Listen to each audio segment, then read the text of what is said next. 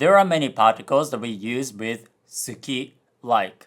And since particles are very context sensitive, let's start with a very specific situation. Let's say you go to a small bar in Shinjuku to overcome your fear of speaking Japanese. And with a little bit of courage, which I believe all of you have because I believe in you, you start speaking this purple-haired girl. And to your surprise, she's very friendly. Now you want to ask if she likes anime because you like anime too. What would you say? Well, the most neutral way of phrasing this would be, anime 好きですか? Do you like anime? And did you notice I didn't use any particle between anime and ski? This kind of non-particle construction is pretty common when you don't really have any additional context. Now, in this situation, I might use te and say, アニメって好きですか? Do you like anime? And there's a few nuances this te can add. For example, te can sound like, by the way, speaking of which. So it can sound like, by the way, do you like anime? Or it can kind of soften the sentence. So, アニメって好きですか? can sound a little bit softer than アニメ好きですか? which is more neutral. Te is inherently a colloquial conversational particle, so using it signals that this is a conversation. We are talking to each other, which makes it friendly and soft. But the thing about particles is you don't always have one correct interpretation. Particles can be interpreted in different ways depending on the context, situation, intentions, and also this can be subjective. Now, how about wa? You can also say, アニメは好きですか? And again, there's a few possibilities. For example, we often use wa when we compare something. Think about this conversation. 漫画好きですか? Do you like manga? いや、あんま好きじゃないです。No, I don't like manga that much. じゃあ、アニメは好きですか? Then, how about anime? Do you like anime? And here I used wa to compare manga and anime. So that's pretty common. And another possible reason to use wa is, for example, if I'm interviewing somebody, I might use wa to signal this is a main interview question. So you might hear people use a lot of wa when it comes to interviews. There's a street interview that I did in 2019 and I used wa in this exact situation. 漢字は好きですか嫌いですか? 漢字は嫌いです。 that was a pretty long time ago. That was pre-COVID. I've been on YouTube for a long time. Now, so far, we've been talking about spoken Japanese, conversational Japanese. But the way we write Japanese is different from the way we speak Japanese, and we use more wa when we write Japanese. For example, wa is pretty common as a survey question like these. 勉強は好きですか? Do you like studying? 美容院は好きですか? 嫌いですか? Do you like hair salons or you don't like hair salons? Now, if you learned Japanese from textbooks like Minna no Nihongo or Genki or other typical learning materials, you might come across sentences like something ga suki desu ka as a neutral question. But this would sound pretty weird because ga doesn't quite fit the context here. Ga adds nuances like it is indeed anime that you like, which really doesn't make a lot of sense. What's happening here is textbooks basically just give up on teaching you particles. They're like, well, particles are a little too complicated, so we're not gonna explain. Just use ga suki and ignore the context and the nuances, and it should work 70% of the time. And for the remaining 30%, good luck. And that might work for you if you are aiming for bare minimum communication, but if you want to understand the language deeply, that's something you have to unlearn. Now, if I Google ga suki desu ka in this context, I could find some results, but a lot of them are from textbooks or by non-native speakers. And in some survey questions, I did come across ga suki desu ka, but ga is pretty rare here, so ga isn't really representative. I actually did a lot of research because ga suki desu ka is such a common textbook phrase.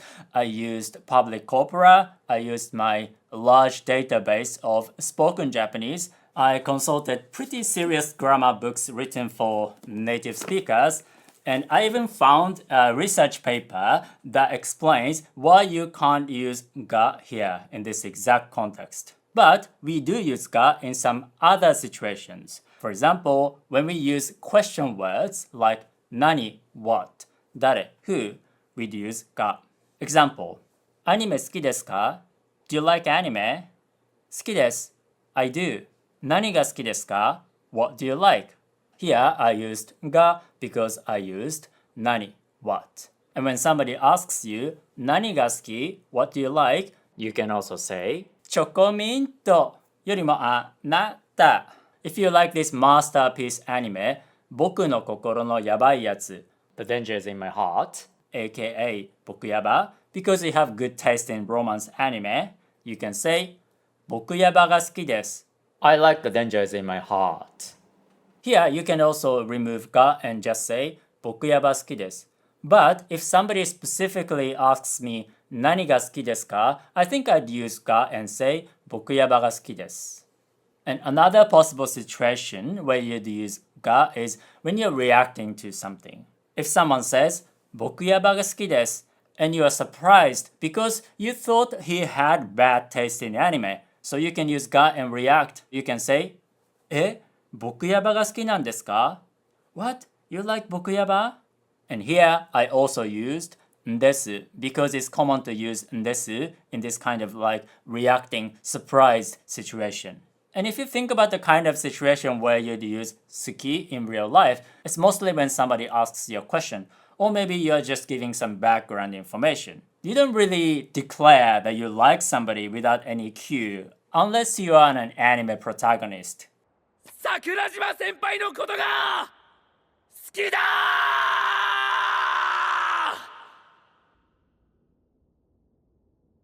And you can see he's using こと and say 桜島先輩のこと because it's very common to use こと when we say we like somebody. But you can also say 桜島先輩が好きだ.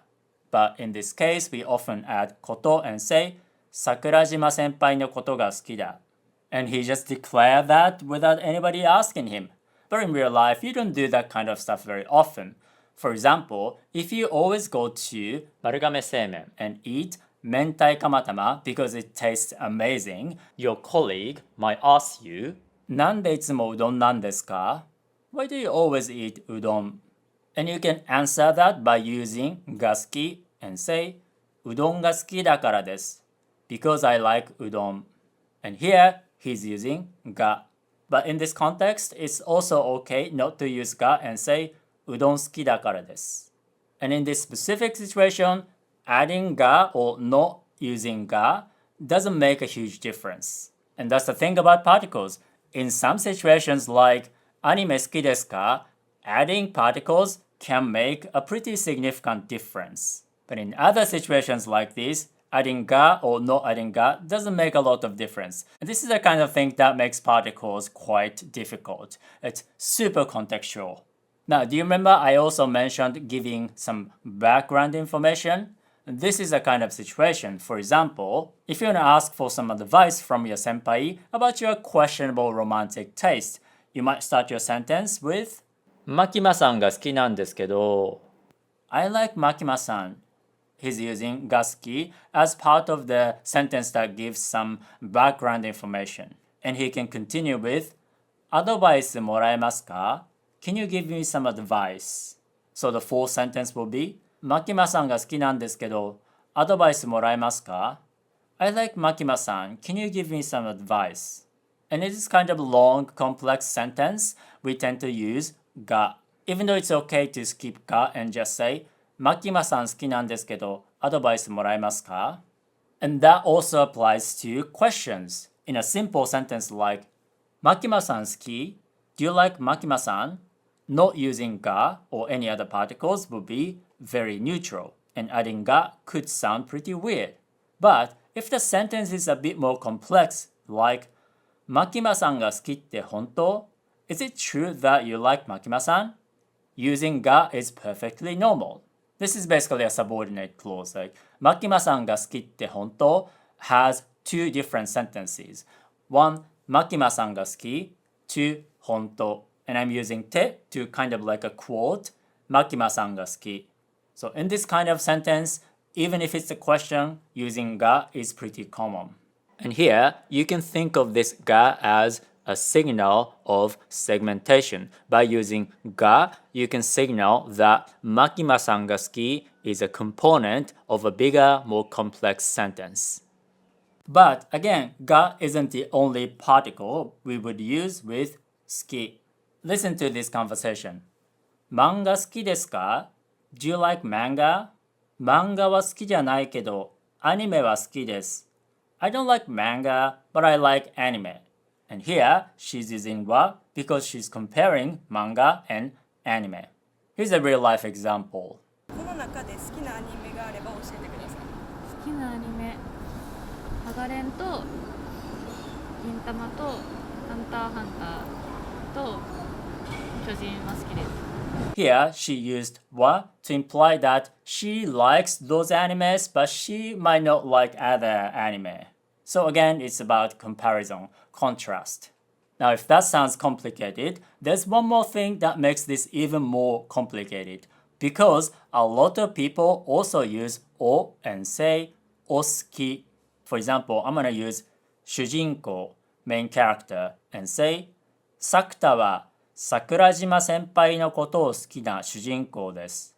Sakta is a main character who likes Sakurajima senpai. And here I'm using osuki. And in this case, you can also use ga and say 作田は桜島先輩のことが好きな主人公です。Sakta is a main character who likes Sakurajima senpai. And in this situation, these sentences sounds about the same.